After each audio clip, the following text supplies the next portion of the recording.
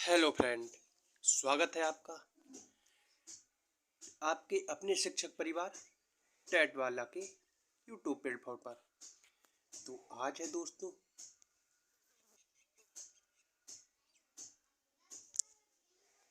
हमारी class number 2।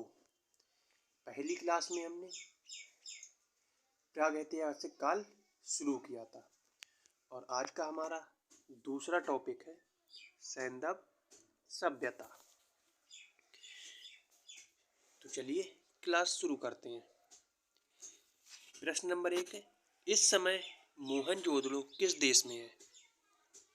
तो इसका सही जवाब होता है ऑप्शन सी, पाकिस्तान में।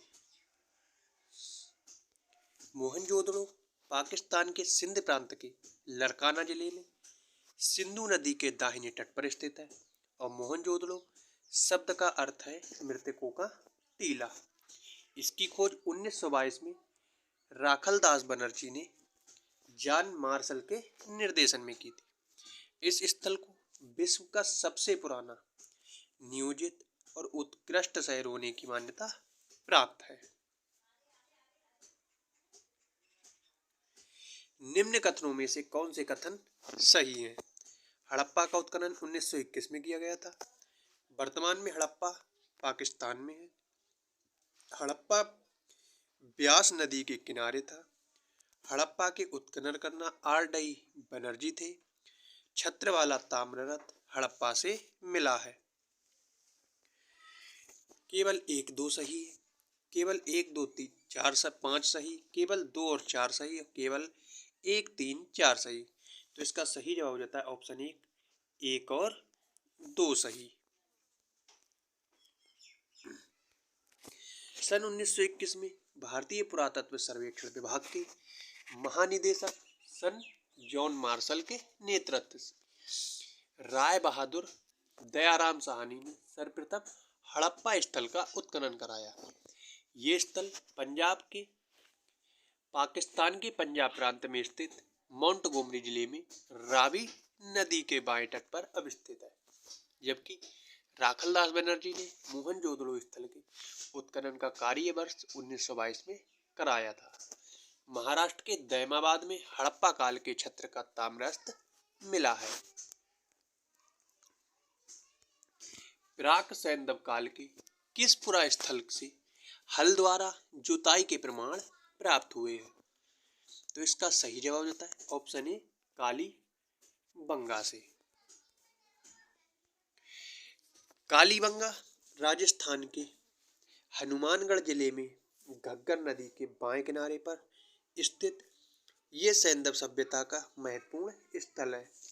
1952 ईस्वी में अमलानंद घोष के निर्देशन में व्यापक पैमाने पर खुदाई की गई थी और यहाँ से प्राक सैंधव काल की सबसे महत्वपूर्ण उपलब्धि एक जुते हुए खेत की प्राप्त हुई है। इसमें आड़ी तिरछी जुताई भी की गई है।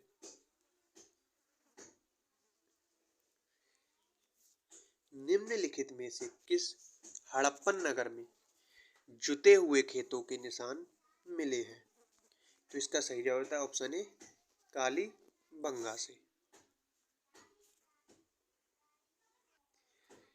प्रश्न नंबर 5 है, हड़प्पीय संस्कृति सैंधव संस्कृति के उपकरण किस धातु से निर्मित थे?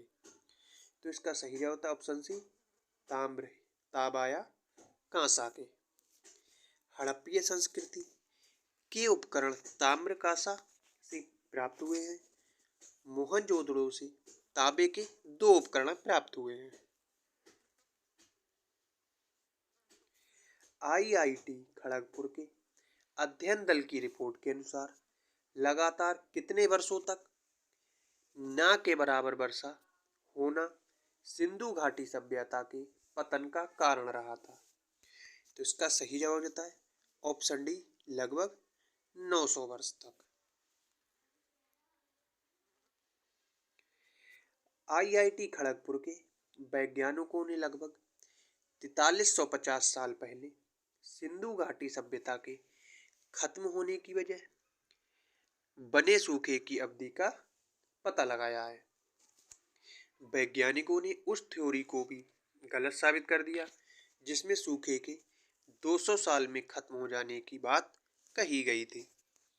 आईआईटी खड़गपुर के भूगर्भशास्त्र और भौगोलिक विभाग के शोधकर्ताओं ने पिछले लगभग 5000 साल के दौरान मानसून के पैटर्न का अध्ययन किया और पाया कि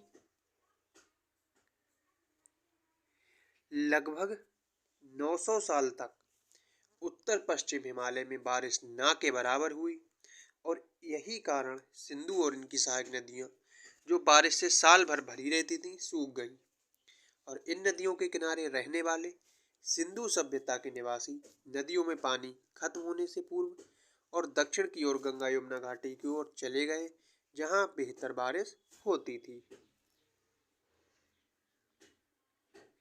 सिंधु घाटी सभ्यता की सबसे महत्वपूर्ण विशेषता क्या है? तो इसका सही जवाब ऑप्शन ए पकी ईंट से बनी इमारत। सिंधु घाटी सभ्यता भारतीय संस्कृति की ऐतिहासिक विरासत का प्रारंभिक बिंदु है और इस सभ्यता को प्रथम नगरीय क्रांति भी कहा जाता है क्योंकि भारत में पहली बार नगरों का उदय इसी सभ्यता के समय हुआ था। सिंधु सभ्यता के नगर जाल की तरह व्यवस्थित होते थे तथा सड़कें एक दूसरे को प्रायः समकोण पर काटती थीं। सामान्यतः भवन निर्माण में पकी हुई ईंटों का प्रयोग किया जाता था। यद्यपि सिंधु सभ्यता के किसी भी पुरास्थल से मंदिर के साक्ष्य नहीं मिले हैं, किंतु सूर्य पूजा, अग्नि पूजा, मातृ देवी की उपासना के साक्ष्य अवश्य प्राप्त हुए हैं। सिंधु घाटी सभ्यता से प्राप्त मुहरे, मनके, मृदभांड व लघु कलाएं और उनके सौंदर्य बोध को इंगित करते हैं। सिंधु घाटी सभ्यता की प्रकृति कैसी थी? तो इसका सही जवाब ऑप्शन ए नगरीय प्रवृत्ति। निम्न में से किस हड़प्पा कालीन स्थल से हल्का टेराकोटा प्राप्त हुआ है? टेराकोटा क्या होता है? तो टेराकोटा होता है मिट्टी का खिलौना।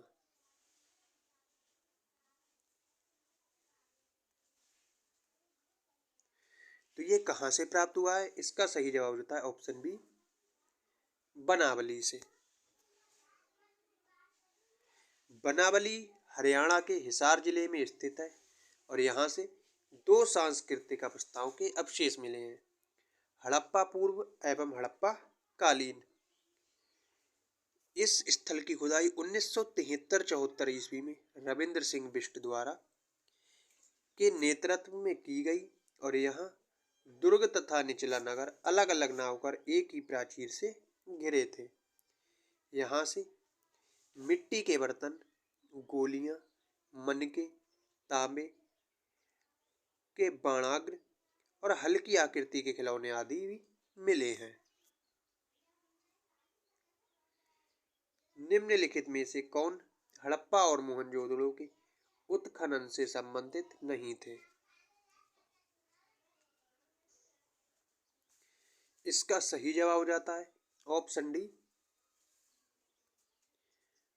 BA Smith. R D. Banerjee, K N. Dikshit तथा एम.एस. वत्स हड़प्पा और मोहनजोदड़ो के उत्खनन से संबंधित थे, जबकि बीए स्मिथ विश्व इतिहासकार थे जिन्होंने भारत के इतिहास से संबंधित कई पुस्तकों की रचना की, जिनमें the Oxford history of India, art of India, the early history of India प्रमुख है।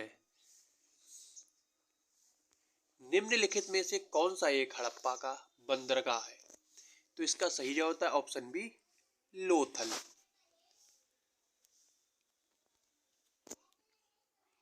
लोथल हड़प्पा सभ्यता का एक बंदरगाह नगर था। यहाँ के उत्खनन से बंदरगाह के होने के प्रमाण मिलते हैं। लोथल नामक पूरा स्थल गुजरात के अहमदाबाद जिले में भोगवा नामक नदी के किनारे पर सरगवाला गांव से 2 किलोमीटर उत्तर में स्थित है और इसकी खोज S.R. राव ने 1954 में की थी। इस स्थल के बारे में महत्वपूर्ण तथ्य तथा मिली वस्तुएं निम्नवत है। नाव के आकार की 2 मोहरें तथा बंदरगाह, लकड़ी का अन्नागार, बैल, कुत्ता, खरगोश तथा चिड़िया की तांबे की मूर्तियां तथा मोहरें, युगल समाधान की प्राप्ति जिसमें सिर पूर्व में तथा पैर पश्चिम में थे और वे करवट लिए हुए लेटे हैं। मनके बनाने वाले शिल्पियों की दुकानें, उत्तरावस्था की एक अग्निवेदी और अन्न पीसने की चक्की। सिंधु सभ्यता से संबंधित पुरातात्विक स्थल लोथल किस नदी के निकट स्थित है? इसका सही जवाब होता है ऑप्शन बी, भोगवा नदी के। हड़प्पा में एक उन्नत जल प्रबंधन प्रणाली का पता चलता है। इसका सही जवाब हो जाता है ऑप्शन ए, धौलावीरा।